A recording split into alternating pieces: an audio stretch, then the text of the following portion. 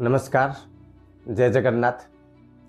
आज हम जिस विषय पर चर्चा करने की कोशिश कर रहे हैं उसको वर्तमान समय में बहुत सारे लोग यकीन भी नहीं मानेंगे कि ऐसा भी कुछ 600 साल पहले कुछ तो ऐसा टेक्निक था जिसके माध्यम से लोगों ने 600 साल पहले 2025 में क्या घटना घटेगी उसका भी भविष्यवाणी कर सकते हैं। तो ऐसा कुछ विषय में आज हम चर्चा करने की कोशिश करेंगे। ये 2025 में क्या क्या सब वास्तव में घटना सब घटने वाला है। अगर हम थोड़ा 2021 से लेकर आज तक कुछ देखने की प्रयास करेंगे, यानी कि जो कुछ घटनाक्रम सब घट रही है वो थोड़ा अजीबोगरीब लग रहा है निश्चित रूप से। जैसे कि साइक्लोन का कहर बहुत ज्यादा बढ़ गया है, उसके साथ ही पश्चिमी देशों में जो युद्ध चल रहा है दिन पर दिन उसमें और सारे कंट्री भी आड़ हो जा रहे हैं। आज ये देश आड़ हो गया, कल दूसरा देश भी युद्ध कर रहा है। ऐसे करके हम सब 2021 से लेकर आज तक सब कुछ चीजों हमारे आंखों के सामने देख रहे हैं। लेकिन आज हम जिस विषय पर चर्चा करने की कोशिश कर रहे हैं वो थोड़ा सबसे अलग है, क्योंकि ये कोई आजकल का बात भी नहीं है। ये 600 साल का पुराने बात है जो कि महापुरुष अच्युतानंद दास जी ने वर्णन किया था, जो कि जगन्नाथ धाम का परम भक्त भी थे और जिनको भविष्य देखने की शक्ति प्राप्त हुई थी, जिसके माध्यम से वो हमें सतर्क करने के लिए 600 साल पहले तालपत्र पोथी में वो सब लिख गए थे कि आने वाले समय में जो भी लोग इसको पढ़ेंगे, सुनेंगे और इसके मुताबिक कार्य सब करने की कोशिश करेंगे वो सब बच जाएंगे कली के अंत के समय में। उसके साथ और एक बात ये भी आप समझ लीजिए, ये कोई 1 साल पुराना नहीं है, 2 साल पुराना नहीं है, यानी कि 100-200 साल का नहीं है, पिछले 600 साल का ये जो किताब है।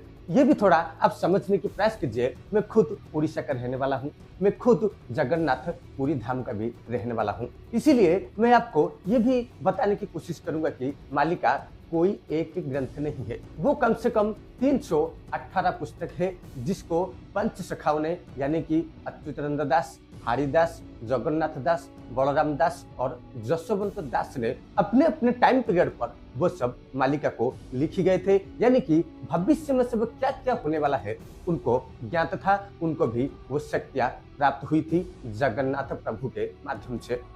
तो इसीलिए हमें थोड़ा सतर्क भी रहना चाहिए, क्योंकि वर्तमान जो जगत के नाथ है यानी कि संपूर्ण विश्व के जो नाथ है महाप्रभु श्री जगन्नाथ है, महाप्रभु के भक्तों के द्वारा कही गई भविष्यवाणी कभी भी अन्यथा नहीं होगी। उसके साथ ये भी आप समझने की कोशिश कीजिए कि ये सब हमको डराने के लिए बिल्कुल भी वर्णन नहीं किए थे। ये जो वीडियो आप देख रहे हैं ये YouTube पर हमारा पहला वीडियो है, जिसको हम ऐसे समय पर आपके पास पहुंचाने की कोशिश कर रहे हैं जबकि विश्व का हर एक इंसान को इस पुस्तक की आवश्यकता है, क्योंकि ये कोई रामायण की महाभारत नहीं है, ये खुद कली काल का लिखा हुआ भविष्य मालिका है। उसमें आप ये भी मत समझिए कि सिर्फ भविष्यवाणियां उसमें लिखा गया है। बहुत सारी जानकारी अध्यात्म से लेकर विज्ञान तक हर तरह की जानकारी मालिका में वर्णन किया गया है, जो कि स्पेशली इस युग के व इस समय पर जो इंसान बच रहे हैं उनके लिए है। और ये भी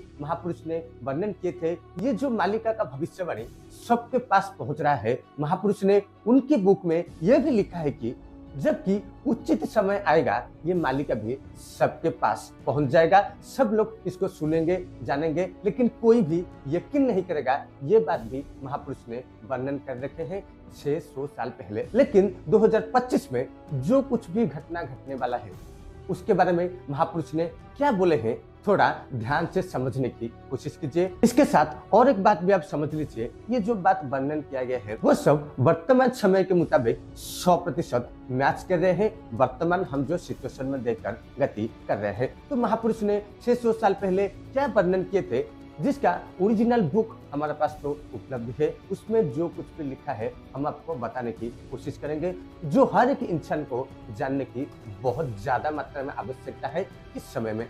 तो महापुरुष ने जो भी तो वर्णन किए हैं वो तो सभी उड़िया में है। पहले हम उसको उड़िया में आपको बताने की कोशिश करेंगे, उसके बाद उसको हिंदी में ट्रांसलेट करके अति सरल माध्यम से आपको समझाने की कोशिश करेंगे। उसके साथ विज्ञान भी जुड़ा हुआ, यह भी आप ध्यान रख लीजिए। ये जो पुस्तक आप देख रहे हैं ये है भविष्य मालिका का पुस्तक, जिसमें डिटेल में सब कुछ वर्णन किया गया है। थोड़ा पहले समझने की कोशिश कीजिए।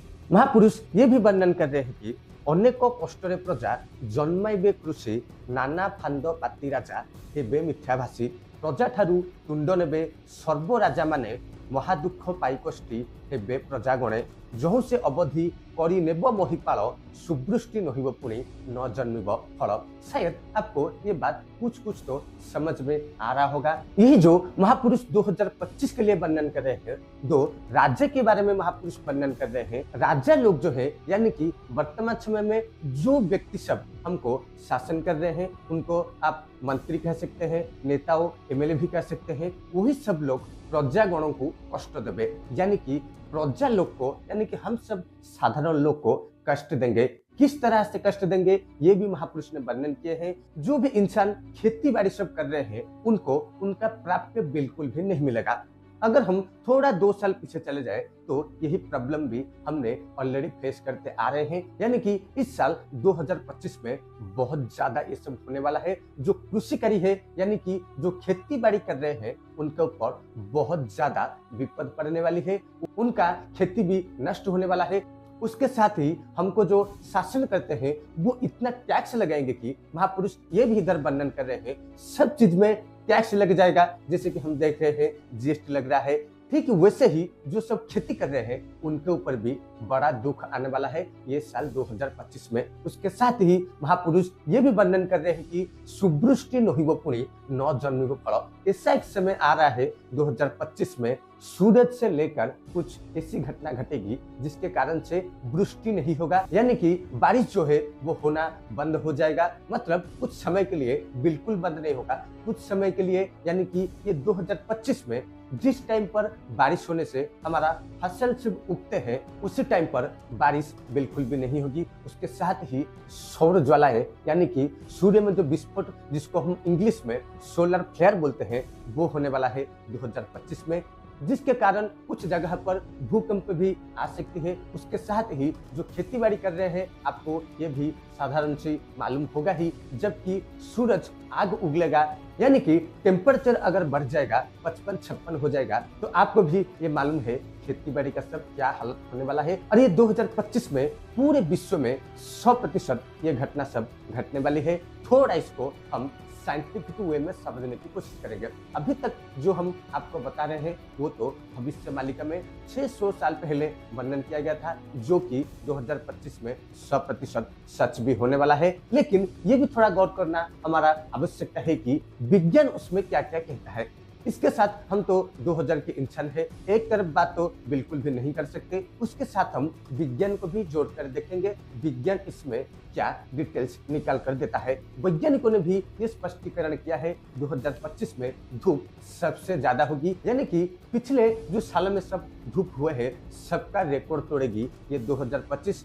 सोलर स्टॉर्म भी आने वाला है। उसके साथ ही सोलर फ्लेयर की वजह से इंटरनेट सिस्टम फेलोर हो जाएगा, ये भी साइंटिस्टों ने ऑलरेडी वर्णन कर रखी है। हम जो 600 साल पहले लिखा गया था एक पुस्तक, उसके साथ ही वर्तमान समय जो विज्ञान बोला है उसका अगर कॉम्बिनेशन कर दे तो ये घटना तो घटने वाली है, सबको भी ये ऑलरेडी मालूम हो चुका है। लेकिन उसके साथ और एक बात भी हम लोगों को ध्यान में रखना है, मालिका में जो कुछ भी वर्णन किया गया है उसका तोड़ भी महापुरुष ने बताया है, जो कि उनका हम लोगों पर बहुत बड़ी कृपा है। यानी कि हर चीज का तोड़ इंसान के पास है। अगर इंसान ये सब कर्म करेगा तो फल भी उस तरह की आएगा। हम जब पैदा हुए थे उसी समय से ही हम सबको मालूम है कि हमारा जो शरीर है वो पंच तत्वों में गढ़ा है, यानी कि यही प्रकृति ही हमारे अंदर कार्य करती है, हमारे शरीर को भी चलाती है। लेकिन वर्तमान समय में हम लोग खुद इसी में रहकर प्रकृति को नष्ट कर रहे हैं, पर्यावरण को नष्ट कर रहे हैं, जिसके कारण ही ये सारे घटनाएं घट रहे हैं।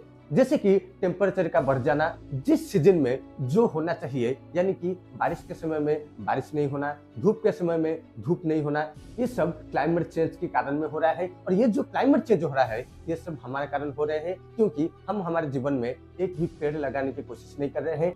उल्टा हम लोग पेड़ काट के घर सब सजा रहे हैं। ये भी आप समझने की कोशिश कीजिए, हम जिस नाव पे बैठकर समंदर पार हो रहे हैं उसी नाव के अंदर ही हम छेद करके उसी के अंदर ही एक छोटा सा घर बनाकर अच्छे से रहने की कोशिश कर रहे हैं, जो कि नामुमकिन है। उसके साथ ये भी आप समझ लीजिए, अगर हम सब लोग एक नाव में बैठकर जा रहे हैं और एक भी आदमी उसी नाव में एक छेद करने की कोशिश करेगा तो सारे लोग डूब के मर जाएंगे। उसी तरह से हम ये जो प्रकृति में चल रहे हैं, प्रकृति में जी रहे हैं, प्रकृति से सांस ले रहे हैं, बच रहे हैं, कुछ बोल रहे हैं, कुछ कर रहे हैं, अगर ये प्रकृति ही नष्ट हम कर लेंगे तो हमारा क्या हालत होने वाला है, इस सबको हम 2025 से लेकर 2032 तक देखने वाला है, जिसको हर जगह महाप्रलय के नाम दिया गया है। लेकिन डरने वाले कोई भी बात नहीं है, ये सब कुछ किसी एक के लिए तो होने वाला ही नहीं है, ये सब कुछ सबके लिए होगा, क्योंकि इस सब के लिए हम सभी जिम्मेदार हैं। पाप पुण्य का विचार ये भी आप छोड़ दीजिए। पहले प्रकृति में अभी जो सब घटना घट रहे हैं